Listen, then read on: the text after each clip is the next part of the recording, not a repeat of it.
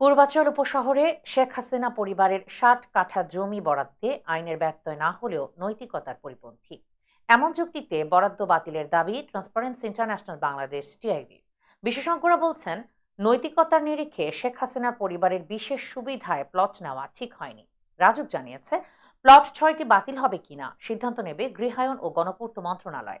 রাজধানী উন্নয়ন কর্তৃপক্ষ রাজুকের পূর্বাচল উপশহর, একপাশে নদী, ৩ পাশ সড়ক, ১০ কাঠা করে পাশাপাশি ৬টি প্লটের মোট ৬০ কাঠা জমির মালিক শেখ হাসিনা পরিবারের ৬ সদস্য।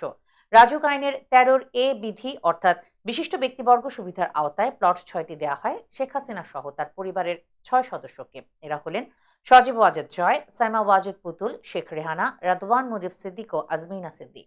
বিশেষজ্ঞরা বলছেন, শেখ হাসিনা পরিবারের প্লট পাওয়ার ক্ষেত্রে আইনের কোনো ব্যত্যয় হয়নি, তবে নৈতিকতার সুস্পষ্ট স্খলন। রাজুকের সাবেক চেয়ারম্যান নুরুল হুদা বলেন, যদি একজনকে একটা প্লট দেওয়া হয় তাহলে আইনের ব্যত্যয় হয়নি, কারণ ঢাকায় বাড়ি থাকলেও তিনি পূর্বাচলে পাবেন। রাজুক বলছে, এরকম বিশেষ সুবিধায় বরাদ্দ প্লটের তালিকা করে গৃহায়ন ও গণপূর্ত মন্ত্রণালয়ে পাঠানো হয়েছে, এখন সিদ্ধান্তের অপেক্ষা।